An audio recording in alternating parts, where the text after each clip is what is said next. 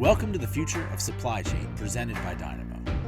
Each episode, we sit down with leaders in the industry as we build the future of supply chain together. Let's get into the show. Here's our host, Santosh Sankar. Hey, ladies and gents, welcome back to the Future Supply Chain Podcast. I'm your host, Santosh Sankar. Joining me today, Joe Darcy, Investment Director at Volvo Group VC. Welcome, Joe. Great to have you on. Thanks, Santosh. Great to be here and really appreciate it.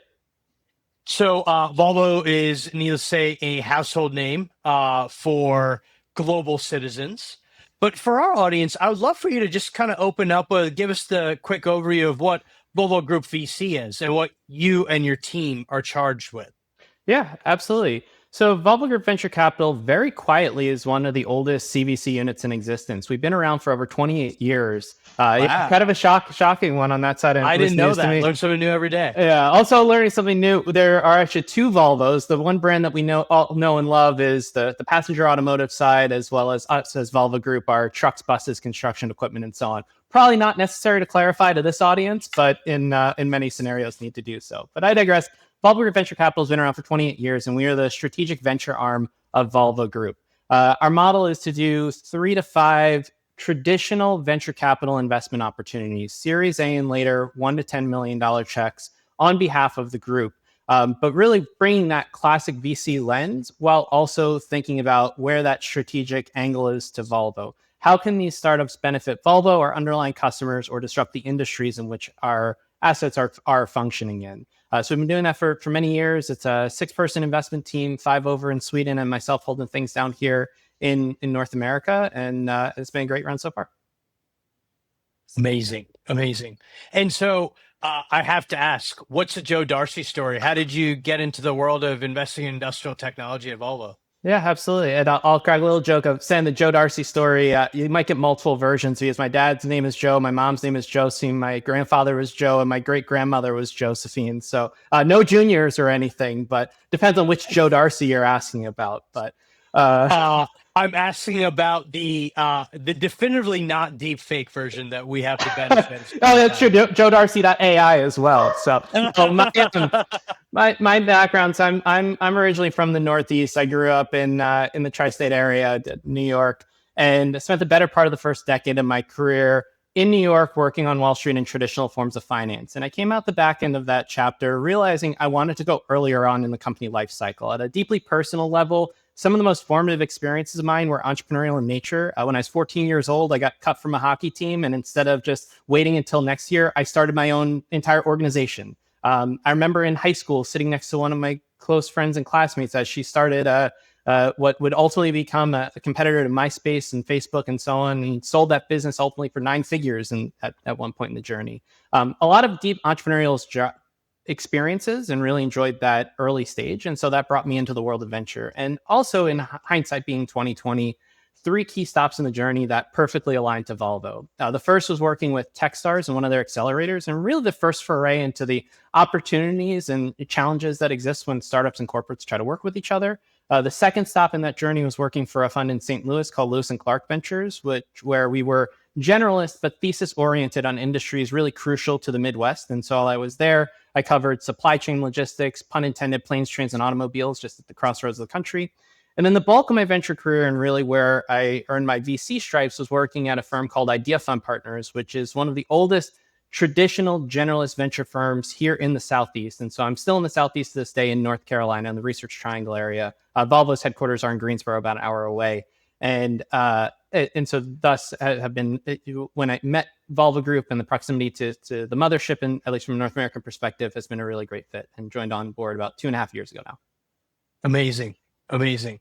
And so as we dig into the meat of what I would like to chat about, it would be helpful if you could just kind of frame the approach you and the team at Volvo Ventures, or rather Volvo Group VC, take to investment, but also how do you balance corporate innovation with that? Because I know that's also a hat that you'll wear. Yeah, absolutely. So when you think about CVC in general, there's a spectrum from the purely financially oriented side of things to the purely strategically oriented. We sit squarely in the middle. So first and foremost, we are looking at the same types of things from an investment perspective as traditional VCs. great teams, large growing markets, all of these different things. And part of our prerequisite is to co-invest alongside top tier investors, whether from a generalist perspective or sector focus. We've had many conversations like that, of course, Santosh. And at the same time, thinking about, again, what that benefit to Volvo, our underlying customers, and the industries in which we function in more broadly. So we're thinking with both sides of our brain. We're underwriting the traditional investment side of the opportunity, as well as what that strategic angle, or at least the hypothesis going into our investments with our portfolio companies, and blending those two things together. We also work really closely with a number of other parts of Volvo Group. For example, we have a group called CampX, which helps to structure pilots, POCs, you name it, between startups and the broader group. They're independent of Volvo Group Venture Capital, but a team that we work really, really closely with. Amazing. And so how do you think about the kind of build versus buy versus partner question when you're engaging with a startup? How do you know kind of when something is perhaps or should be an internal competency versus bought versus, given your scale, right? Yep. You might decide to partner over anything else. I think first and foremost, you touched on it in the end, which is, to make blanket statements about Volvo. We are a 100,000 person company functioning around the globe in various different business lines and so on and so forth. So of course we think about build, buy, partner as a broader Volvo Group, and then individually as a company, or as a team rather. Our CEO, Martin Lundstedt, often says partnership is the new leadership. And we very much know that as much as we have all those core competencies in-house, or many competencies in-house, I should say, that we need to work with our partners and peers in various forms and functions. From a VGVC perspective, we paint it into three kind of categories of the types of investments that we're doing. One is to fill the strategic gap for Volvo, much more of a clear picture as to how Volvo and the startup individually will be working together on a go-forward basis. The middle scenario is opportunity for new business creation or new revenue generating opportunities. For 1 + 1 = 3 is at least our intention. And then number 3 is a more nebulous prepare for disruption. How can we, again, both mutually beneficial to startup as well as Volvo Group, have those sort of perspectives on the frontier when recognizing the 10-year fund cycles of the venture investors that are ultimately backing the founders that we're backing as well. The one thing that I'm curious about, and part of this is because I know that you have the vantage point that I don't, that you can invest across several different stages. You can come nearly as early as you want that you see fit. You can come as late as you see fit as well. But what types of founders, teams, even companies end up getting traction with you and the Volvo team? Yeah, I think there's a couple of things embedded in that. First and foremost, we are the majority of my team are career VCs, not career corporate folks, and very intentionally so. So the types of teams that get us excited are the same dynamics that get you excited, Santosh, and a lot of your our other mutual peers and listeners to the show, and so on and so forth. Really strong founding teams with big visions, deep domain expertise, all of these sort of things that go into building a big venture scalable type business. So first and foremost, we are underwriting and getting excited about teams with the same sort of profiles as our traditional venture peers. Now, at the same time, my favorite stat in the venture business, I teach a class over at UNC in Venture Capital 101. And just for shock factor, I share with my students that the average length of a venture investment is longer than the average length of a marriage, at least these marriages that don't quite go there in the US, in terms of 6 versus 8 years, respectively. And so these are long-term relationships. So I think what makes us a little bit different at Volvo is thinking, again, about that long-term perspective and working from a culture and a chemistry perspective with the broader Volvo Group. We are corporate. We do have different ways of working than a small, nimble team. Like my old fund was 4 people total. We were 100,000. Patience is, of course, a part of dealing of navigating that sort of a thing. But one-liner, we're getting excited about the same types of founder profiles that our peer VCs are getting excited about as well. Feel free to throw rocks at me. But what I oftentimes have found, especially when I deal with or interface with corporate innovation teams, maybe there's not a venture function tied to it, is I'll make a statement, something like, oh, are you best suited to deal with companies that have some early customers? Maybe they have $1 million or $2 million of revenue, but most importantly, they have been able to earn the right to have enterprise level conversations. And more often than not, like I'll get a lot of head nods. And so in my head, I'm like, oh, kind of probably more Series A in stage, shape, size. That's where there's a better fit than perhaps pre-seed or seed. Do you find that to be kind of a truism for yourself, or maybe you're about to go find the rock in the background and chuck it at your monitor? No, it's a totally fair question.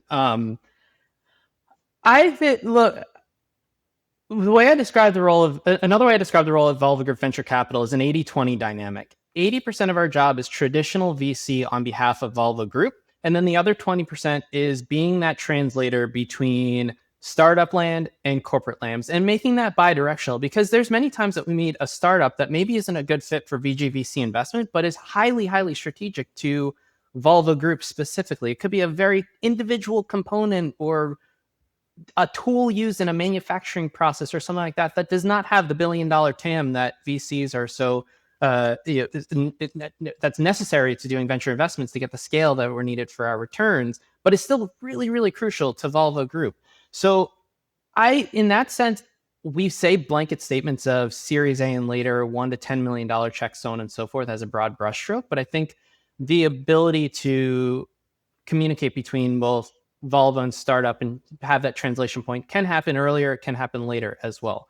One anecdote: in my first month or two at Volvo Group, I was having a conversation with someone and they were like, yeah, we're really excited about what's going on in Silicon Valley. I'm like, oh, I'm going to have my work cut out for me here if it's Silicon Valley. So it's just kind of indicative of where I say translating and explaining what is a venture backable startup. And I think, frankly, the more time I spend as a VC in general, I oftentimes we'll meet founders or approaches that maybe aren't a right fit for VC funding, but are great businesses that are going to make them individually very, very wealthy or make customers very happy.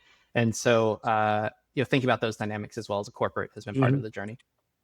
I find myself in, if you were to ask Madeline on our team when she first joined and she was kind of doing a few weeks of shadowing calls and kind of taking that handoff, I remember she pulled me aside. She goes, I feel like on 70% of your calls, you're actually trying to convince the founder not to take your money.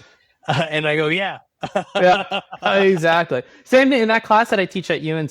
So the one stat is the 6 versus 8 years marriage versus venture investment perspective. The other one picture that I paint, and again with a lot of really like shocked faces, especially for the investment bankers or the consultants, like, guys, I believe everyone in this room is going to build a company that 10 years from now they're going to sell for $100 million, and you're going to own 30% of that business. I don't know about you, but if someone told me I'm going to get a check for $30 million in the mail 10 years from now, I'd be a very happy person. But at the same time, if in this scenario, I believe that it's going to take $5 million of my money to get to $100 million, and I'm only going to earn 5%, it doesn't take a rocket scientist to recognize that $5 million invested today, you get $5 million 10 years from now is not a good investment. And so I think there's that sort of dynamic in play of the venture business. And I echo that as well, Santosh. The more time I spend, it's ironic that I probably spend more time saying, please don't take my money. Even if I offer it to you, please don't take my money. And so I guess kind of jumping into some of the nitty gritty of investing, the question I have top of mind is, we live in a world, being VCs, where on one side, things are massively overhyped. And on the other side, we find things that are just massively underappreciated. And so over the last couple of years, there's been increasingly more attention around industrial innovation, technology, business models that are within our remit that Volvo might be a partner or customer, take interest in various facets. But what have you found to be overhyped, and what have you found to be underappreciated in that context? And I'm impressed, Santosh. I've been speaking now for about 10, 15 minutes as two VCs and not use the acronym AI. So I'm quite impressed. I burst the bubble. So, in all seriousness, I think that AI is such an interesting trend, interesting dynamic right now. And I think there's both overhyped and underappreciated dynamics of it. For us and in the industrial sector, The one-liner blurb is human in the loop AI that I'm really interested in and thinking about, because it takes both sides of the equation. I think that there's elements where it's overhyped of AI is going to just solve every problem in the world in all perspective, and at the same time underappreciating where this can augment existing in human experiences, workflows, and so on and so forth. And where is that sort of middle ground perspective? So, what are we seeing in terms of technologies that are both in some ways overhyped, in some ways underappreciated? Is the human role within AI? Even think about ChatGPT has been the ubiquitous way in which everyday consumers are interacting with AI. It still takes the human to type in the prompt to get the wow sort of factor that's involved, while at the same time ChatGPT is radically changing the way that so many people are doing business, running their jobs, living their lives accordingly. I think in the industrial setting in particular, that balancing act of humans plus AI versus humans or AI is very interesting to see. I'm going to lean into kind of that subject of AI.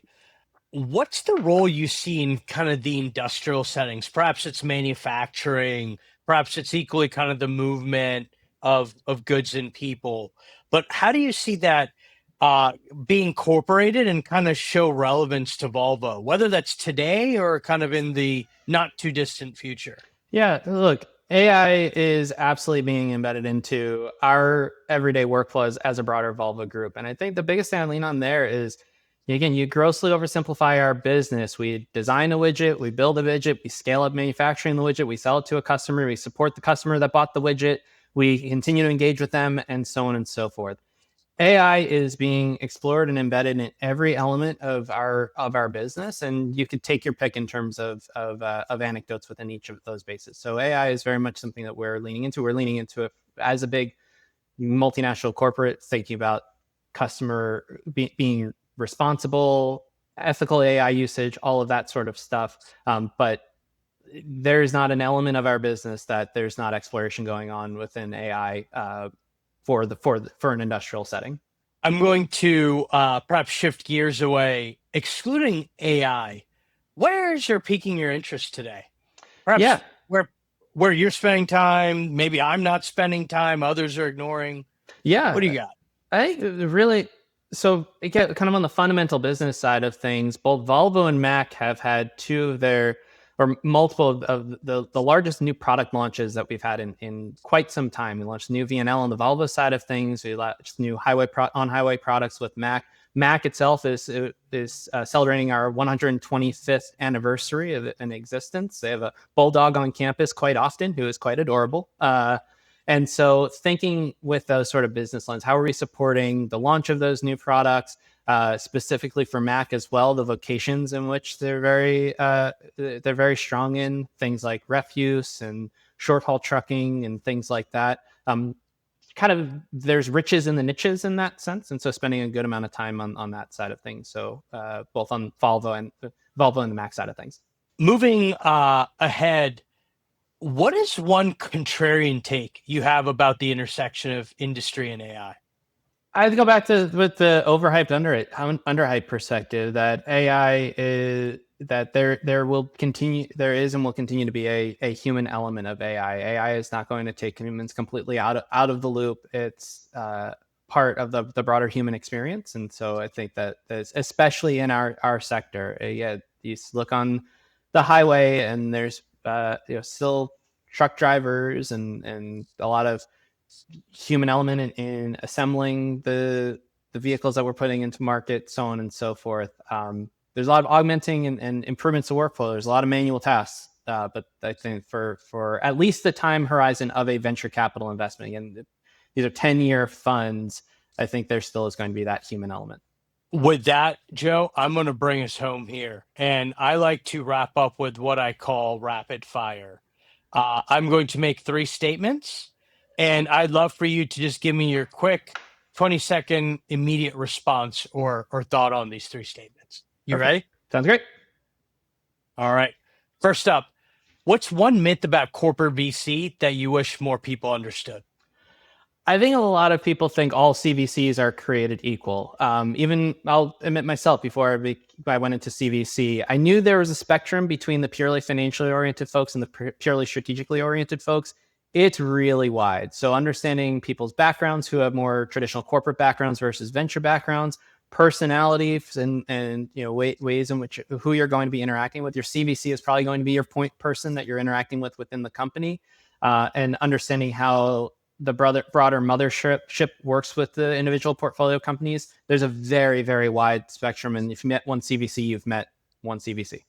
Next up, if you could have dinner with any industrial founder, living or historic, who would that be and why?